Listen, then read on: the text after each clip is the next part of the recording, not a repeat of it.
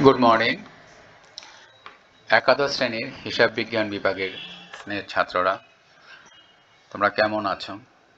আশা করি তোমরা ভালোই আছো। তোমাদের হিসাবের বৈষম্য যে চ্যাপ্টার আছে সেটা থেকে আজকে আরেকটা অঙ্ক দেখাবো, মানে নগদান বইয়ের মধ্যে থেকে, খুচরা নগদান বই অগ্রদত্ত প্রণালীর বা অগ্রদত্ত পদ্ধতির। সেটা দেখানোর পর পরবর্তী ক্লাস থেকে আমি নতুন অঙ্কে আমি চলে যাব, নতুন চ্যাপ্টারে চলে যাব। আচ্ছা, আজকের যে খুচরা নগদান বই দেখাবো অগ্রদত্ত পদ্ধতিতে, আগে যেটা দেখিয়েছি সেরকমই, তবে আগের অঙ্কটার মধ্যে মনে হয় কিছু জিনিস বিষয়তে জাবেদা করতে বলেছিল। এখান থেকে আবার কীভাবে খতিয়ান করতে হয় সেটা দেখাবো।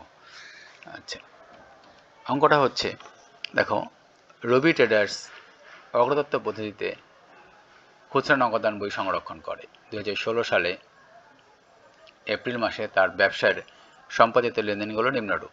এপ্রিল 1, প্রধান ক্যাশিয়ারের নিকট হতে প্রাপ্তি 700 টাকা। 3 তারিখ কাগজ ক্রয় 100 টাকা। 6 তারিখ বাস ভাড়া 20 টাকা। 10 তারিখ টেলিগ্রাম খরচ 50 টাকা। 15 বাকিতে আসবাবপত্র ক্রয় 600 টাকা। 22 তারিখ ডাক খরচ 140 টাকা। 24 তারিখ নাস্তা 60 টাকা। 25 তারিখ বিজ্ঞাপনের উদ্দেশ্যে পণ্য বিতরণ 200 টাকা। 30 তারিখ কাগজ ও কলম ক্রয় 80 টাকা। দেখো কি বলেছে, খুচরা নগদান বহির্ভূত লেনদেনগুলোর পরিমাণ নির্ণয় করো, মানে খুচরা নগদান বইতে যেগুলো অন্তর্ভুক্ত হবে না সেগুলোর পরিমাণ। খ, অগ্রদত্ত পদ্ধতিতে খুচরা নগদান বই তৈরি করো। আর খুচরা খরচগুলোর জন্য সংশ্লিষ্ট খতিয়ান প্রস্তুত করো। আচ্ছা, এই কয়টা বিষয় আমাদের করতে হবে ক খ গ এর মধ্যে যা বলেছে। এই যে তথ্যগুলো দেওয়া আছে সেই তথ্যগুলো থেকে যেগুলো খুচরা নগদান বইতে অন্তর্ভুক্ত হবে না তার পরিমাণ দেখো। খুচরা নগদান বহির্ভূত লেনদেনের পরিমাণ এপ্রিল 15 থেকে ছিল, বাকিতে আসবাবপত্র ক্রয় 600 টাকা। 15 তারিখ মনে ছিল, হ্যাঁ, বাকিতে আসবাবপত্র ক্রয় 600 টাকা। আর এপ্রিল 25 বিজ্ঞাপনের উদ্দেশ্যে পণ্য বিতরণ 200 টাকা। হ্যাঁ, বিজ্ঞাপনের উদ্দেশ্যে পণ্য বিতরণ 200 টাকা। তাহলে 600 আর 200 800 টাকা। 600 আর 200 কত হলো? 800 টাকা হয়ে গেল খুচরা নগদান বহির্ভূত লেনদেনের পরিমাণ। আচ্ছা, এবার দেখো, খুচরা নগদান বই করতে বলেছে। রবি ট্রেডার্সের খুচরা নগদান বই অগ্রদত্ত পদ্ধতিতে ডেবিট ক্রেডিট। আচ্ছা, প্রাপ্তি তারিখ বিবরণ ভাউচার নং মোট টাকা মণিহারি যাতায়াত মানে যেগুলো আছে সেগুলো আমরা দিয়েছি। দেখো এখানে 700 টাকা মনে হচ্ছিল, দেখি প্রধান ক্যাশিয়ারের নিকট থেকে প্রাপ্তি 700 টাকা। দেখো এখানে প্রধান ক্যাশিয়ারের নিকট থেকে প্রাপ্তি কত? 700। এই 700 আমরা দিলাম 700 টাকা। আচ্ছা আচ্ছা, এরপর যে খরচগুলো আছে, যেমন 3 তারিখে আছে যেটা খুচরা খরচ কাগজ ক্রয়, 6 তারিখ এটা বাস ভাড়া, 10 তারিখ একটা টেলিগ্রাম খরচ, 15 তারিখটা আসবে না, বাকিতে আসবাবপত্র ক্রয় এটা বাকিতে, 22 তারিখ ডাক খরচ, 24 তারিখ নাস্তা, 25 তারিখ বিজ্ঞাপন উদ্দেশ্যে পণ্য বিতরণ এটা আসবে না, এটা নগদে না। 30 তারিখ কাগজ ও কলম ক্রয় 80 টাকা সেটা। আচ্ছা, তাহলে দেখো এখানে 1 তারিখ এপ্রিল 1 নগদান হিসাব 700 টাকা। আচ্ছা, তারপর দেখো কাগজ ক্রয় কত আছে? 100 টাকা। 100 টাকা। 6 তারিখ বাস ভাড়া 20 টাকা। 10 তারিখ টেলিগ্রাম খরচ 50 টাকা। 22 তারিখ ডাক খরচ 140 টাকা। 24 তারিখ নাস্তা খরচ 60 টাকা। 30 তারিখ কাগজ ও কলম ক্রয় 80 টাকা। তাহলে কত হলো মোট? মোট হলো কত? খরচ 450 টাকা। আচ্ছা, নগদ টাকা ছিল কত? 700 টাকা। 700 টাকা, তাহলে ব্যালেন্স সিটি আমরা বের করলাম কত? 250 টাকা। কত হলো? 700 টাকা হয়ে গেল। তাহলে এই ব্যালেন্স বিটি মে মাসের 1 তারিখে আমরা দিয়ে দেবো কত? 250 টাকা। ব্যালেন্স সিটি 250 টাকা। তাহলে নগদত্ব নিয়মে ওই টাকাটা হতে গেলে কত টাকা লাগবে? আবার প্রধান ক্যাশিয়ার কত টাকা দেবে? 450 টাকা। মে 1 নগদ হিসাব দিয়ে 450 টাকা। এ হয়ে গেল কত? 700 টাকা। আচ্ছা, আমরা ব্যালেন্সটা আমরা করে ফেললাম। তারপর খুচরা খরচের বিশ্লেষণগুলো করব। দেখো মণিহারি, এখানে মণিহারি যেমন কাগজ ক্রয় 100 টাকা, কাগজ ও কলম ক্রয় 80 টাকা। কত হলো? 180 টাকা। যাতায়াত খরচ এখানে মনে হয় আছে বাস ভাড়া 20 টাকা, 20 টাকা। ডাক ও তার খরচ, এখানে টেলিগ্রাম খরচ আছে 50 টাকা, ডাক খরচ আছে 140 টাকা, কত হলো 190 টাকা। আপ্যায়ন খরচ এখানে আছে কত, দেখো এখানে আপ্যায়ন মনে হয় আছে নাস্তা খরচ, সেটা আপ্যায়নের মধ্যে পড়ে 60 টাকা, 60 টাকা হলো মোট টাকা খুচরা খরচের। এগুলো আমরা বিশ্লেষণ করলাম। এই যে খরচগুলো আছে, পরবর্তীতে গ যেটা বলেছে এই খরচগুলো দিয়ে আমাদের খতিয়ান করতে হবে, আমরা করব। আচ্ছা দেখো এখানে এই যে তোমাদের আমি অঙ্কটা আমি দেখালাম, আমি করলাম, এখানে ব্যালেন্সটা আবার দেখো আমি দেখাচ্ছি। অগ্রদত্ত পদ্ধতি অনুযায়ী তোমার টাকা ছিল কত, 700 এই প্রধান ক্যাশিয়ার দিয়েছিল। এখন এখান থেকে করতে করতে কাগজ ক্রয় করলে, বাস ভাড়া দেওয়া হলো, টেলিগ্রাম খরচ হলো, ডাক খরচ হলো, নাস্তা খরচ হলো, কলম কাগজ ক্রয় হলো 450 টাকা। আচ্ছা এই 450 টাকা এখন এটা খরচ হলো কত টাকা থেকে, 700 টাকা থেকে। তাহলে ব্যালেন্স রইল কত, ব্যালেন্স সিটি কত হলো 250 টাকা। আচ্ছা তাহলে মোট হয়ে গেল 700 টাকা। আচ্ছা তাহলে 1 তারিখে, মে মাসের 1 তারিখে ব্যালেন্স বিটি কত, 250 টাকা। এখন ওই যে প্রধান ক্যাশিয়ার, এইবার প্রধান ক্যাশিয়ার ওই 700 টাকা করার জন্য কত টাকা দেবে, নগদ কত টাকা দেবে, 450 টাকা, যেটা আমার খরচ হয়েছিল সেই টাকাটা দেবে। 450 টাকা মে 1 নগদান হিসাব, আমার ব্যালেন্সটা আমার হয়ে গেল। আচ্ছা পরে খুচরা খরচের এগুলো বিশ্লেষণগুলো আমরা করে ফেললাম। আমরা আগে এই পোর্শনটা, এইটুকু অংশ করার পর আমরা খুঁজে বের করব কোন কোন খাতগুলো আছে, মানে খুব বিশ্লেষণ করার জন্য। যেমন এখানে যাতায়াত খরচ আছে, মণিহারি আছে, ডাকতার আছে, আপ্যায়ন খরচ আছে, এগুলো আমরা আলাদা পরে লিখে যোগ করে দেব। তাহলে আমরা খুচরা খরচ বিশ্লেষণটা আমরা এভাবে করে ফেলবো বা হয়ে যাবে। তারপর যেটা আছে প্রশ্নের মধ্যে মনে বলেছিল খুচরা খরচগুলোর জন্য সংশ্লিষ্ট খতিয়ান প্রস্তুত করো। আচ্ছা এই যে খুচরা খরচগুলোর জন্য, এই যে খুচরা খরচ কিসে কিসে, মণিহারি, যাতায়াত, ডাকতার, আপ্যায়ন, এই খরচগুলোর জন্য একটা আলাদাভাবে খতিয়ান প্রস্তুত করতে হবে। আচ্ছা দেখি, রবি ট্রেডার্সের খতিয়ান মণিহারি হিসাব, আমার মনে হয় মণিহারি ছিল, হ্যাঁ মণিহারি হিসাব। আচ্ছা আলাদা আলাদাভাবে আমরা করব মণিহারি হিসাব।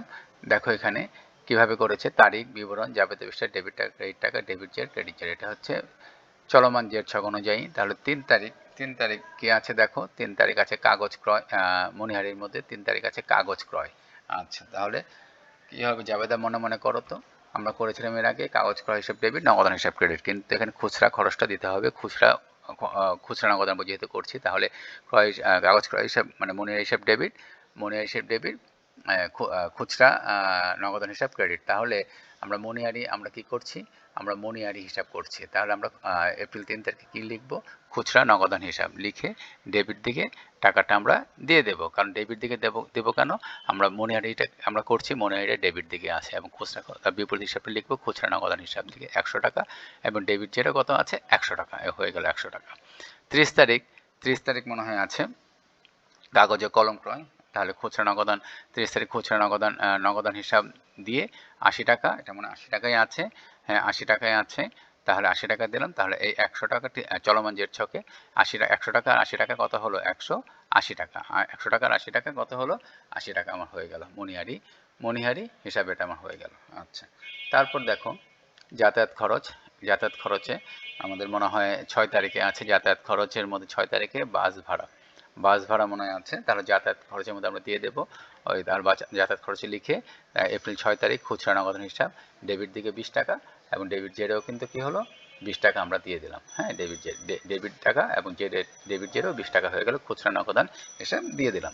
তারপর ডাকও তার মনে হয় আছে, হ্যাঁ 10 তারিখ মনে হয় এখানে কী ছিল দেখি, 10 তারিখ এবং টেলিগ্রাম খরচ, এবং 22 তারিখ ছিল ডাক খরচ। আচ্ছা তাহলে ডাক ও তার হিসাবে দেখো 10 তারিখ খুচরা নগদান হিসাব 50 টাকা, ডেবিট জেরো 50 টাকা, আর 22 তারিখ খুচরা নগদান হিসাব 100 ছিল মনে হয় 140 টাকা, দেখি একটু 140 টাকা ছিল, আমরা 140 টাকা লিখলাম। এখন চলমান জেড ছকে কী হয় ব্যালেন্সটা, 50 আর 140 কত, 190 টাকা হয়ে গেল, 190 টাকা হয়ে গেল তোমার ডাক ও তার হিসাবে 190 টাকা হয়ে গেল, আমরা খতিয়ানটা করে ফেললাম। আচ্ছা তারপর আপ্যায়ন খরচ ছিল, ওখানে আমার নাস্তা ছিল, তাহলে কি আপ্যায়ন খরচ হিসাব ডেবিট, খুচরা নগদান হিসাব ক্রেডিট, তাহলে আমরা কি লিখবো 24 তারিখ, তারিখে ঘরে 24 তারিখ লিখলাম। এখানে খুচরা নগদান হিসাব কত, খুচরা নগদান হিসাব, এবং টাকা ছিল মনে 60 টাকা দেখি। তারপরে আমরা ডাক খরচে নাস্তা মানে আপ্যায়ন যেটা, সেটা 60 টাকা ছিল, হ্যাঁ 60 টাকা দিলাম আমরা কোথায়, ডেবিট দিকে, হ্যাঁ, কারণ কেননা তোমার আপ্যায়ন খরচ হিসাব করছি, আপ্যায়ন হিসাব করছি, তাহলে আপ্যায়ন হিসাবটা ডেবিট, খুচরা নগদান হিসাব ক্রেডিট, তাহলে ডেবিট আমরা বিপরীত হিসাবটা লিখবো, বিপরীত কোনটা আছে খুচরা নগদান হিসাব, এবং টাকা আছে 60 টাকা, 60 টাকা আমরা দিয়ে দিলাম, যে 60 টাকা আমরা দিলাম, আমাদের আপ্যায়ন হিসাবটা কিন্তু আমরা এখানে করে ফেললাম। আচ্ছা, তাহলে দেখো এই যে তোমাদের যে কোশ্চেনটা ছিল, কোশ্চেনটা দেখো যে যেটা ছিল খুচরা খরচগুলোর জন্য সংশ্লিষ্ট খতিয়ান প্রস্তুত করো। খুচরা খরচ, এই যে খুচরা খরচ কোনগুলা, এই মণিহারির, এই পুরোগুলো নিয়ে কিন্তু আলাদাভাবে একটা করেছি। মণিহারি অনেকগুলো ছিল, সেখানে নিয়ে মণিহারির, যাতায়াত, ডাকতার, আপ্যায়ন, এই যে এগুলো আছে, যে খুচরা খরচগুলো আছে, এই খুচরা খরচগুলো দিয়েই কিন্তু আমাদের খতিয়ান করতে হবে, এবং এগুলো কিন্তু আমরা খতিয়ানটা করে দিয়েছি। মণিহারি হিসাবে খতিয়ান করেছি, যাতায়াত খরচের খতিয়ান করেছি, ডাকতারের খতিয়ান করেছি, আপ্যায়ন হিসাবের খতিয়ান আমরা করেছি। যাই হোক, মোটামুটিভাবে আমরা কিন্তু খুচরা নগদান বই প্রায় আমরা শেষ করে ফেললাম। আমি অনেকগুলো খুচরা 3-4-5টা মানে 3-4টা মানে খুচরা নগদান বই দেখিয়ে দিয়েছি, হ্যাঁ 3-4টারও বেশি হবে। এবং ব্যালেন্স কীভাবে করতে হয়, আমার মনে হয় এতদিনে তোমরা ব্যালেন্স যেগুলো কীভাবে করতে হয় সেটা মনে হয় দেখে ফেলেছো বা বুঝতে পেরেছো। আর হ্যাঁ, খুচরা নগদান বই তোমার যে কীভাবে ব্যালেন্স করতে হয় সেটা বুঝতে পেরেছো, এবং কিভাবে তোমাকে খরচগুলো বিশ্লেষণ করতে হয় সেগুলো তোমরা বুঝতে পেরেছো। তবে তুমি একদিন করলে এগুলো বুঝতে পারবে না, আমি তো কয়েকটা অঙ্ক করে তোমাদের বোঝালাম। তোমাদের প্রত্যেক দিনই এই অঙ্কগুলো দেখতে হবে এবং প্রত্যেক দিনই অঙ্কগুলো করতে হবে। শুধুমাত্র এখানে ব্যালেন্স যেটা আছে সেটাই সমস্যা হয়ে যেতে পারে, হ্যাঁ, কিন্তু বারবার করতে হবে, বারবার করলেই কিন্তু তুমি এটা বুঝতে পারবে। কারণ এই যে বিষয়টা আছে এখানে, যেটা নাকি মোটামুটি এখানে যেমন এই অঙ্কটা আবার বুঝাচ্ছি ব্যালেন্সটা, এখানে যেমন 700 টাকা ছিল প্রধান ক্যাশিয়ার নিকট থেকে পাওয়া গিয়েছিল তোমার এপ্রিল মাসের 1 তারিখে, কিন্তু এখান থেকে খরচ হয়েছে কত, 450 টাকা। পরবর্তী মাসেও কিন্তু প্রধান ক্যাশিয়ার কত টাকা দেবে, 450 টাকা দেবে, কারণ আমাকে আবার সেই 700 টাকা করে নিতে হবে, হ্যাঁ 700 টাকা যেতে হবে, 700 টাকা করতে হবে, কারণ যে টাকা নিয়ে শুরু করবে সেই টাকা পরবর্তী মাসে সেই টাকাটাই আবার দেখাতে হবে, এই জন্য ওই টাকা নিয়ে খরচ করতে হবে। তাই আমার 400 টাকা খরচ হয়েছে, 250 টাকা যেহেতু ব্যালেন্স আছে, তাহলে বাকি রইল কত, 450 টাকা। এই 450 টাকা আমাকে নগদ দেবে। কে দেবে নগদ?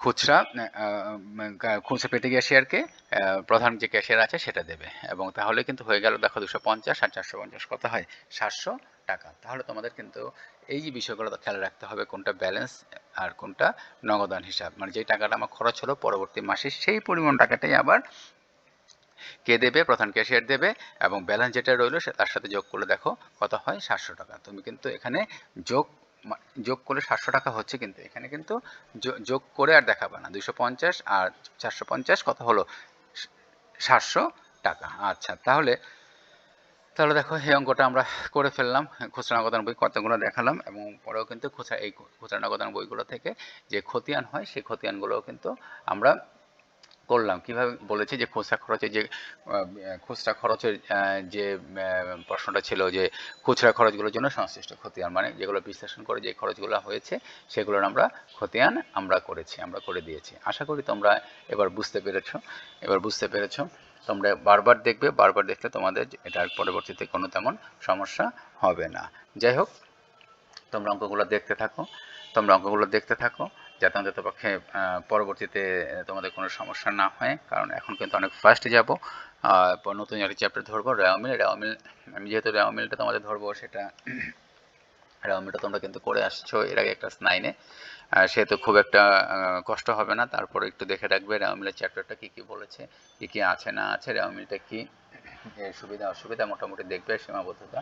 আবার এর মধ্যে হয়তো বা তোমাদের ইন্টার লেভেলে, কলেজ লেভেলে আর কিছু নতুন তথ্য বা নতুন কিছু বিষয় আছে, সেগুলো আমি দেখিয়ে দেবো। কারণ তোমাদের কিন্তু পরবর্তী যে কুইজটা আছে, পরবর্তী যেটা হবে, এই নগদান বই আমি সিলেবাস মানে তোমরা জানো, এবং রেওয়ামিলের ওপর তোমরা এই কুইজটা তোমাদের দিতে হবে। যাই হোক, ওটা তোমরা একটু পড়ে রাখবে, তাহলে তোমাদের সুবিধা হবে। নেক্সট ক্লাসে আমরা রেওয়ামিল ধরবো। যাই হোক, আজ এখানে রাখছি। তোমরা ভালো থাকো, সুস্থ থাকো। ধন্যবাদ সবাইকে।